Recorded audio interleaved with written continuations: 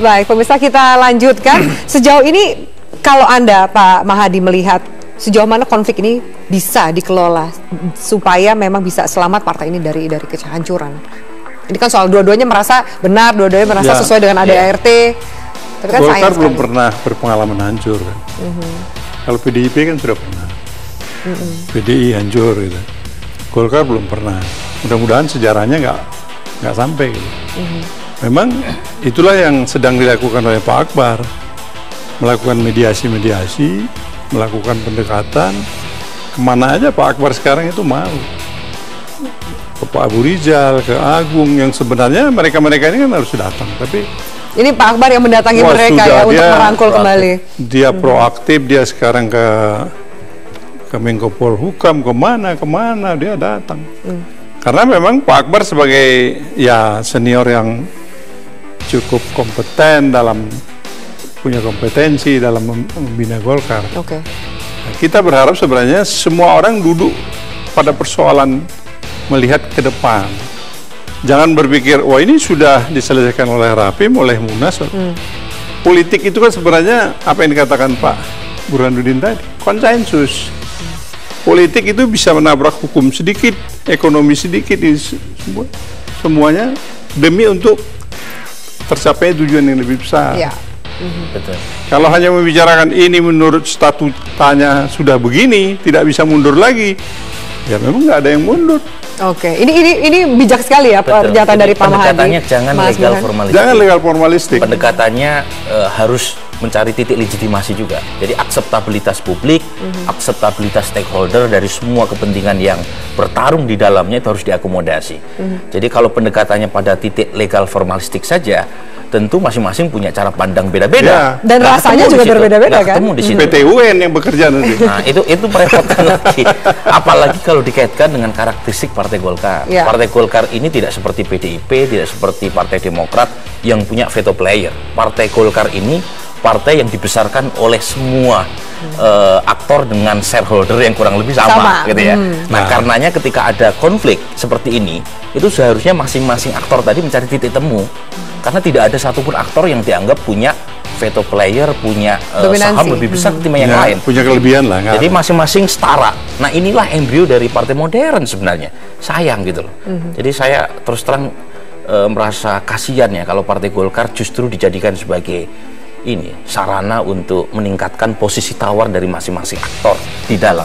Bukan untuk memikirkan Golkarnya. Jadi Munas seharusnya itu menjadi arena introspeksi bersama. Jadi semua kepentingan mengapa dalam 2 pemilu terakhir tren Partai Golkar terus-menerus turun. Dan inilah kali pertama Partai Golkar perolehan kursinya di bawah 100. Harusnya di situ. Disitulah concern dan perhatian dari semua. Sambil mempersiapkan vaksin untuk 2019. Baik. Kita sudah bergabung lagi bersama Mas Agun Gunanjar. Mas Agun, sudah bisa mendengar kami di sini? Halo, Mas Agun? Baik, rupanya masih belum.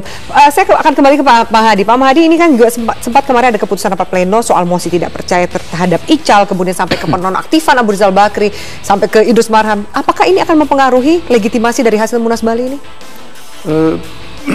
Saya kira tidak ada pengaruhnya. Karena saya di sini mungkin perbedaan pandangan saya. Mereka terlalu buru-buru mau mencat Ical. Ini presidium penyelamat itu terlalu terburu-buru. Orang mereka gagal rapat pleno, kan Ical di Jakarta, kenapa nggak didatangi rumahnya? Rapat pleno aja di rumahnya kan. Ini gagal rapat pleno, terus buat keputusan bentuk tim penyelamat, kemudian setelah itu mecat. Nah, untung Ical belum mecat mereka. Kalau sudah saling mecat kan dua-duanya nggak boleh masuk. Artinya di Munasnya Ical mereka nggak boleh masuk, di Munasnya mereka Ical tak boleh masuk.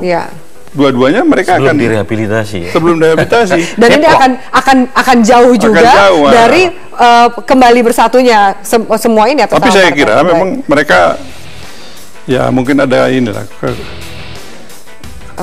dinamika yang begitu kuat, emosi macam-macam. Ini sebenarnya adalah pelajaran bagi partai Golkar maupun partai lain yang ya memang fungsi perkaderan ini belum jalan. Fungsi khusus untuk Partai Golkar, seperti yang disinyalir oleh Pak Akbar ya dalam disertasinya, itu terkait dengan makin termarginalnya aktivisme politik ya di dalam tubuh partai. Jadi yang dominan adalah kubu saudagar politik kalau istilahnya Pak Akbar. Kubu saudagar politik. Itu 2 periode terakhir. Oke, kita ke Mas Agun dulu. Mas Agun sudah bisa bersama kami? Iya. Baik, Mas Agun, lalu ke depan bagaimana ini? Karena juga dikatakan tadi Pak Madi kayaknya sepertinya soal penonaktifan ini terlalu terburu-buru, tapi tentu tetap ingin menjadi Golkar yang satu gitu. Ya, itu sebetulnya salah satu bentuk juga peringatan kepada kita, kepada Golkar secara keseluruhan. Marilah kita duduk bersama di dalam rapat pleno sebagai pasal 16 bahwa kedaulatan tertinggi pelaksana partai itu adalah bersifat kolektif di DPP, tidak ada hak prerogatif ketua umum. Mari kita bicarakan di rapat pleno, siapa penyelenggaranya, bagaimana materinya, bagaimana pertanggungjawabannya, bagaimana tata caranya. Sebetulnya itu yang kami ingin diskusikan dalam rapat pleno.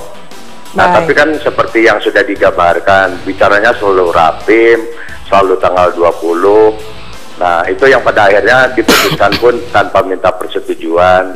Yang pada akhirnya kami membentuk tim penyelamat itu. Kami sampai dengan hari ini tetap terbuka soal waktu, soal segala untuk merumuskan semua rancangan itu. Kita jangan lalu aturan diputus sendiri, penyelenggaranya sudah ditentukan sendiri, ring tinjunya disiapkan sendiri, tanda peserta sekarang pakai foto, lalu ada apa gitu loh. Itu yang buat kami. Jadi masih terbuka, Mas Burhan. Singkat saja, Mas Burhan, apakah akan ada kejutan jelang besok? Singkat saja. We hope. We hope. Seharusnya ada kejutan ya. Dan tentu kalau misalnya peserta Munas memenuhi quorum ya praktis secara legal formalistik akan terpilih kembali. Ya. Jadi, tapi lagi-lagi legitimasi dan akseptabilitasnya bermasalah. Nah, ini sekali lagi menunjukkan betapa banyak aktor politik yang mendirikan partai. Partai itu kan kalau kita baca dalam literatur itu satu institusi untuk mewadahi ide dan nilai yang sama. Nah, ini menunjukkan bahwa banyak aktivis Golkar yang tidur dalam ranjang yang sama tapi punya mimpi yang berbeda. Baik, kita nantikan sesuai dengan kata Pak Mahadi. We hope memang besok ada kejutan. Kita harapkan. Atas nama semoga saja partai. Terima kasih Mas Burhan, Pak Mahadi dan juga Pak Agur Gunjar tadi sudah bergabung bersama kami lewat sambungan telepon. Dan bisa jangan kemana-mana, kami akan hadirkan ulasan khas Metro Highlights di mana benturan fisik dan juga inkonsistensi elit mewarnai Golkar jelang Munas. Akankah Golkar benar-benar pecah? Kami hadirkan ulasannya sesaat lagi.